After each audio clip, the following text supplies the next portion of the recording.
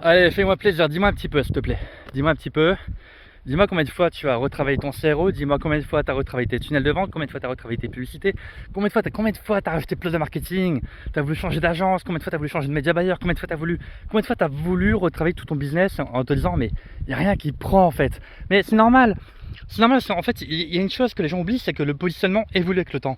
Le positionnement évolue avec le temps. Au fur et à mesure que tu mets du budget, au fur et à mesure que tu touches ton business, ton offre, ton pricing, ta distrib, ta communication, ton image de marque, ton expérience clientèle, tout varie, tout bouge. Ton positionnement bouge, il n'est pas fixe, il est pas permanent.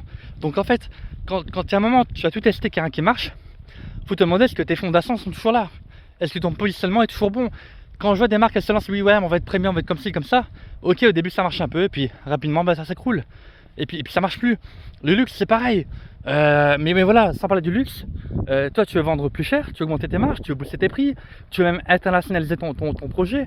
Mais en fait, c'est bien de partir à l'international, c'est bien d'avoir des B2B, tu vois, mais si ton positionnement il bouge, ça sera pareil ailleurs.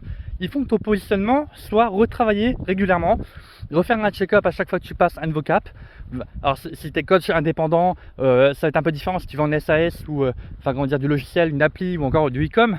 En e-com, souvent c'est entre 50 et 100K, on va commencer à avoir de l'évolution. 100 à 200, 300K pareil, aussi 500K, on va revoir une nouvelle évolution. Et puis les indépendants, c'est quoi? Les indépendants, les coachs, les solopreneurs, etc. C'est 0 à 10K.